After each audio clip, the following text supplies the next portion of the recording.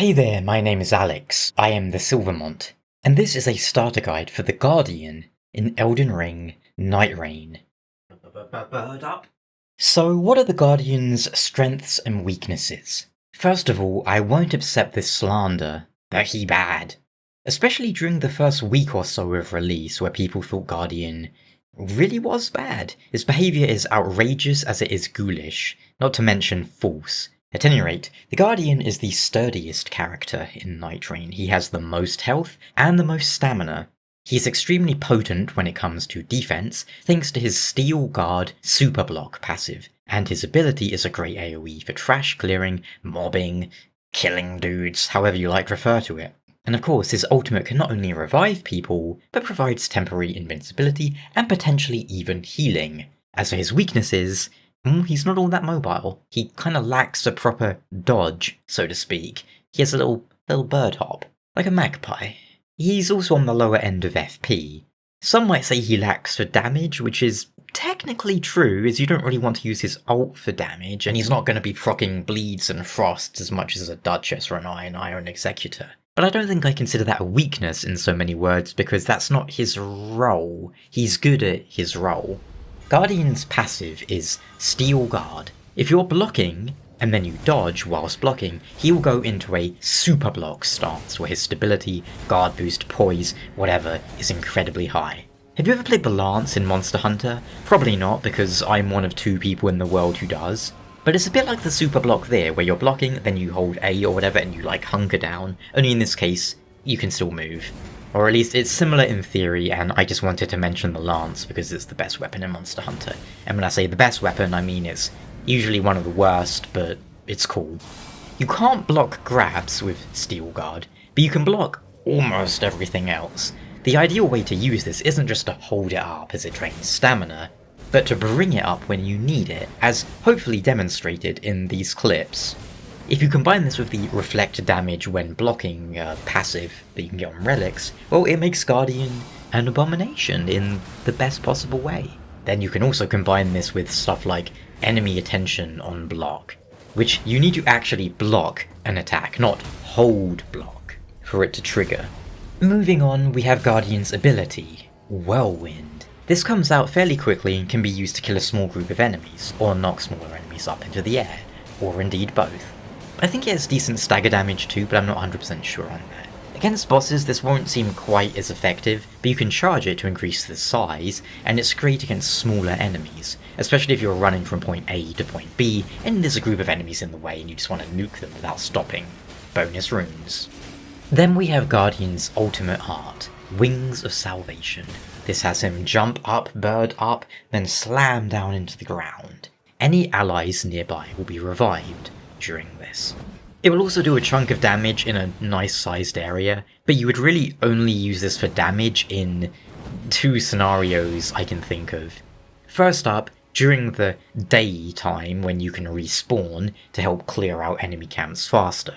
Second of all, to finish a boss that's on very low health. Generally, the best uses for this ult are, well, twofold. The most obvious and generally best use for it is to save it for when your allies are 3 bar down. Now remember, during the daytime, people can respawn, so you don't need to worry too much about, oh, I gotta hold on to it for the whole day. But during a boss fight, yeah, you probably want to save it during those encounters. If both of your allies are down, 3 bar down, then yeah, use it. Don't be afraid to use it on just one ally though.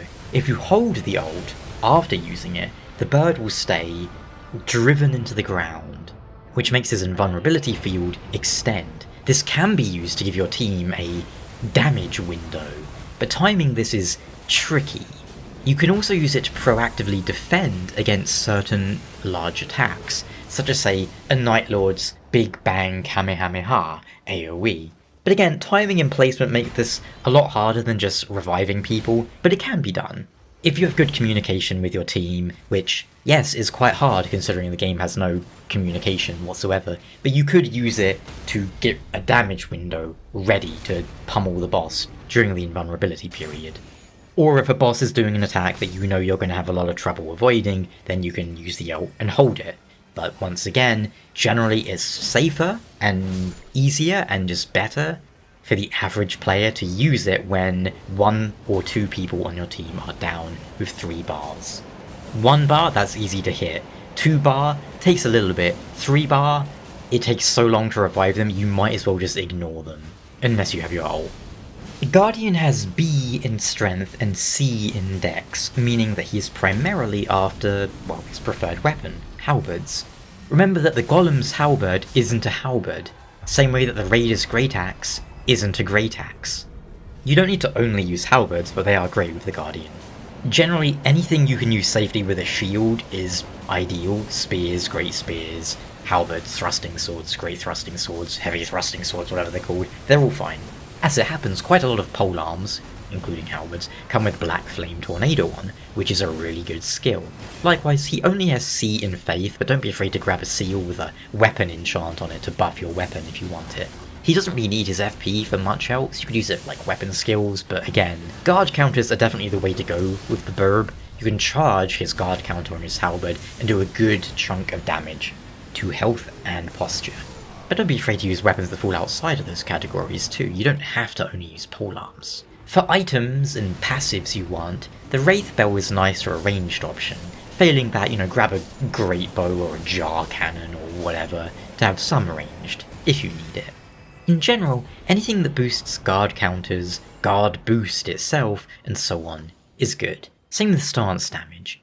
Spells on walk are really good on the Guardian too, like cast Flame of Frenzy whilst walking, that sort of thing, because his super block counts as walking. Stack those if you want to be ridiculous, but more stamina recovery, and so on are good. Again, also more health. Anything that boosts stamina and health by a percentage is nice because again, he has the highest health and stamina, so he gets the most bang for his buck out of those. When it comes to relics, Guardian might have the nicest set of relic passives out of everyone, to be honest. Heal during ult can be really nice, but it's not one that I would always want to bring. But there are 2 that I would always want to bring. Whirlwind on charged attack, and reflect damage in Steel Guard. The first of these is great for extra damage and stagger. The second, well, it means you can defend and attack at the same time, and it does decent damage. As for the one that makes his Whirlwind linger, I'm torn on that one. I feel like it has applications, but it's not a must-have priority like those 2 are, for me. The bird might have kind of bad arcane compared to the Executor for applying statuses, but his contribution to the team is still immense, and doesn't mean you have to ignore weapons with status ailments on. It just means you're not gonna be proccing bleed and frost like the Executor is. The Guardian can be the anchor for any team, whether he's there to help bolster melee, or to tank for squishier range characters. I'm always happy to have one, and what he brings when played well is not to be underestimated. Once you get used to drawing the boss's attention as much as you can, not only will you feel like a champion for tanking everything they can throw at you, but your team will thank you for the damage windows you're giving them. Hopefully the Recluse will make the most out of that damage window and start whamming down giant charged sorceries into the boss's face. If you have any questions or your own tips in regards to the Guardian, please do leave them down below in the comments, and I'll catch you next time. Thanks so much for watching, and feel free to support the channel by subscribing, memberships, checking out Patreon or whatever for exclusive rewards. Bye!